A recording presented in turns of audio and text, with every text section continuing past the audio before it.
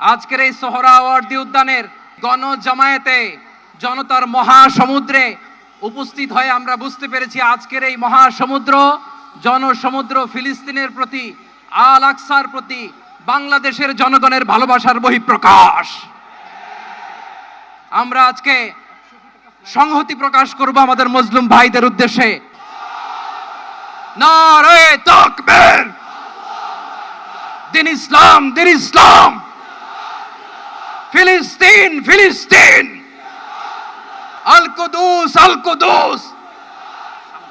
আমি যা বলি আমার সাথে আওয়াজ করে ইংরেজিতে স্লোগান ধরুন, free free Palestine, free free Al আকসা।